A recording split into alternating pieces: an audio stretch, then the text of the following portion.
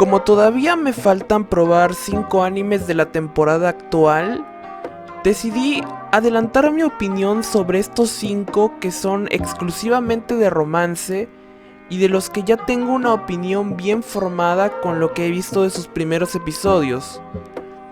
De hecho, uno en especial me sorprendió para bien y espero que continúe en el sentido en el que empezó, como que corregimos un poco el mal historial que tuvimos el año pasado. Y empezamos con la segunda temporada de Nagatoro, la cual ya adelanté en mi cuenta de Instagram que tiene un problema principal que viene del origen de que yo ya me leí su manga. Y es que Nagatoro es de esas historias donde no hay mucho que contar y simplemente disfrutas viendo el día a día de los protagonistas. Y como es así y no hay un momento en especial, precisamente en esta segunda temporada muy emocionante de ver animado, porque lo realmente interesante y de lo que la mayoría empezó a comentar del manga recién sucede después de la visita al templo, visita a la cual no creo que adapten en esta segunda temporada, o si lo hacen será en los últimos capítulos. Y bueno, la mayoría de la historia de Nagatoro en esta parte, como dije, se trata únicamente de un slice of life con toques de comedia más fuertes, y por eso no llama tanto la atención seguir su historia, al menos para mí. No quiero decir que su calidad ha bajado porque no me parece así, creo que es bastante similar a la de la primera temporada, pero la diferencia es que ahí no sabía qué era lo que iba a pasar y ahora sí lo sé. Y por eso no creo que la vaya a seguir mucho. Veré de reojo alguno que otro momento, como el encuentro que tiene con la hermana de Nagatoro, o si se da la escena del templo que tanto quiero ver animada. Pero en general no es algo que recomendaría a los que ya se leyeron el manga, porque no se pierden de mucho, sumado a que la animación tampoco es que sea la gran cosa. De hecho creo que ha empeorado un poquito a lo que fue la animación del capítulo 1 de la primera temporada, comparándolo con esta segunda. Y bueno, no mucho más. Y bueno, la siguiente en mi lista era Tomo-chan wa Onna no Ko, que a grandes rasgos me parece un pasito adelante en lo que son las historias de comedia entre dos personas que todavía no están juntas. La mayoría de la gente le dio mucho revuelo por lo de la confesión temprana, pero a mí no me parece algo tan revolucionario, sobre todo porque no se han animado mucho en las rom-com del año pasado. Y por eso me parece que es algo insuficiente si es que se le quiere vender como algo revolucionario. Pero no creo que sea ese el caso. Es una historia divertida, creo que Tomo no es una protagonista muy común de ver. Hay chicas poco afeminadas en otros animes, pero se van a otro sentido. Creo que esta es un poco más amigable. De hecho me recuerda un poco a la hermana de Kosuda de Bigata Echikei, un anime muy antiguo, pero que bueno, me parece que tiene las mismas vibras. No creo que lleguen a mucho en un corto o en un medio plazo, si es que terminan llegando a algo. El protagonista sí me decepcionó un poco, siento que no es la gran cosa, no es una personalidad muy original. Creo que la amiga de ambos es el punto que más fuerte tiene la serie, creo que es la forma correcta de cómo hacer un personaje en medio de una relación de dos personas, porque a diferencia de otras historias como Usaki-chan, donde también metieron a un personaje parecido, esta no es inaguantable y de hecho se hace agradable por muchos tramos. De ahí algunos complementos, como el amigo del prota, pues es más de lo común, no hay nada que destacar. Y diría que tendría su fuerte en ver qué tanto puede fastidiar la amiga a la pareja antes de que llegue a pasar algo realmente importante. Y continuamos hablando de Kubo. Kubo, que tiene mucha pero mucha publicidad de los lectores del manga. Y de hecho es tanta que yo tenía anotado el manga de Kubo y de hecho lo tengo descargado en mi celular como uno de los mangas que eran prioritarios para mí leer. Había escuchado muy buenas referencias de muchos grupos de Facebook o de Twitter, y creo que la relación de los dos protagonistas va a llegar a mucho, digamos en un medio plazo. No sé si a esta primera temporada le alcance como para eso, y también tenemos que tener en cuenta que son dos chicos muy jóvenes, me parece que estarán entre los 14, 15 años, y el tinte de su historia es muy pero muy suave. No va a haber muchos momentos de drama importantes, o al menos no lo creo. y por eso sus fortalezas están en otros lados. Por ejemplo, creo que Kubo es un paso arriba de lo que era el arquetipo de Takagi, en donde un protagonista estaba siendo acosado, entre comillas, por una chica que le gustaba. Aquí Kubo me parece que se muestra como alguien menos idealizada, tanto por Shiraishi, que él mismo reconoce que no piensa la gran cosa de Kubo, como que es muy bonita, muy popular o que es perfecta, a pesar de que sí la estima. Y Kubo también llega a fallar muchas veces y depende de Shiraishi para salir adelante, como en las pruebas. Creo que es una manera interesante de verlo.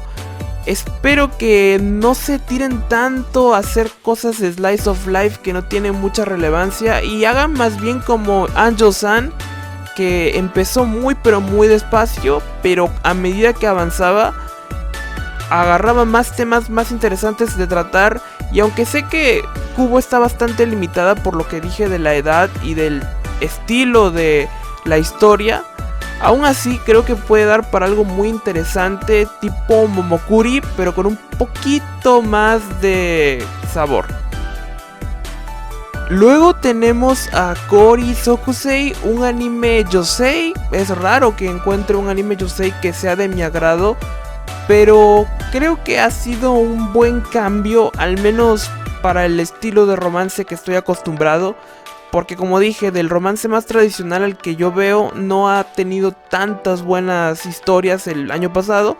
Y creo que aunque Kori Sokusei, que es de otra demografía como el yosei, no es tampoco una super historia, tiene cosas que son bastante más disfrutables de ver que una rom-com tradicional. Por ejemplo, la edad.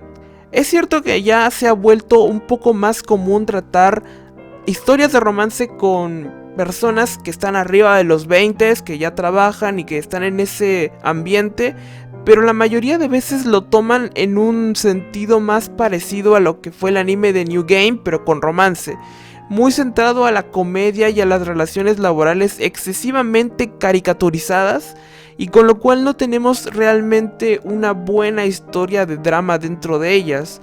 No digo que Kori Sokusei vaya en esa dirección, porque me parece demasiado tranquilita como para llegar a tanto, pero aún así creo que lo que vi, al menos de la protagonista, me gustó mucho.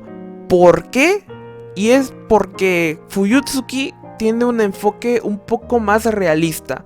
El hecho de que veamos más sus pensamientos que sus palabras te da una profundidad un poco mayor que a lo que estoy acostumbrado normalmente. Y además, a pesar de que como punto negativo yo considero que Himuro se enamoró demasiado rápido de ella, y es una cualidad que, a pesar de ser en el contexto yosei, en el contexto de anime shonen o de anime seinen, ya hemos tenido de este tipo de problemas que para mí son negativos, porque es más bien una flojera de escritura no querer darle una mayor excusa al enamoramiento, más que nada incluso a esta edad donde ya tienes que ver por otras cosas y no es tan sencillo enamorarte a pesar de tener la personalidad que tengas. Y por lo que se dejó entender, Himuro tampoco es que haya tenido un montón de relaciones y sea de iniciarlas fácil y terminarlas rápido. No lo sé porque no he pasado del capítulo 1 por haber estado un poco ocupado, pero en caso sea el caso, aún así tendría problemas. Creo que justamente es la antítesis de lo que es Marin. A pesar de tener la contraria personalidad, sigue teniendo las super expresiones exageradas que tenía Marin, esta vez representadas y excusadas un poco mejor por su poder de hielo. Aún así creo que los personajes secundarios estarán bastante interesantes de explorar, y me gustaría también que lleguen a tener un romance y que sea un buen complemento, algo como lo que hizo Uotako Nikoi wa Muskashi, o al menos que se acerquen a algo así. Y finalmente tenemos el anime del que yo espero mucho, pero mucho, por su primer capítulo y la impresión que me dejó, Otonari no Tenshi-sama. Yo escuché bastante de que a este anime lo consideraban el anime purificador de la temporada, y no podría estar más en desacuerdo.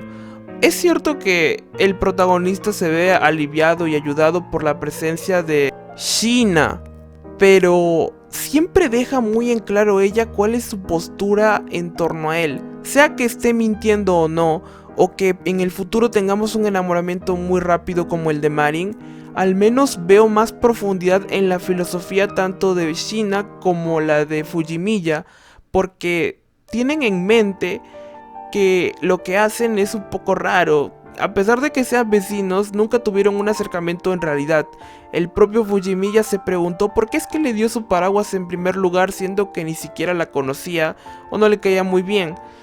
Y es que en la mayoría de otros animes esto se reduciría a ser simplemente un simp o a que las conveniencias hagan que la relación avance más rápido, pero aquí me parece interesante que los propios Shina y Fujimiya tratan de poner las barreras porque sienten que no es del todo normal lo que hacen.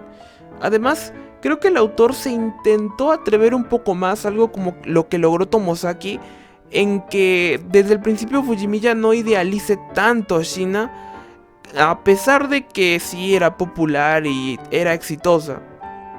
Creo que da para un romance muy interesante si es que le asignan su cuota de drama, que es de lo que ha estado escaseando bastante la mayoría de las rom-com modernas y de lo que yo me he lamentado, porque creo que era algo muy importante que tenían las historias del 2021 para atrás, y espero que esta lo recupere.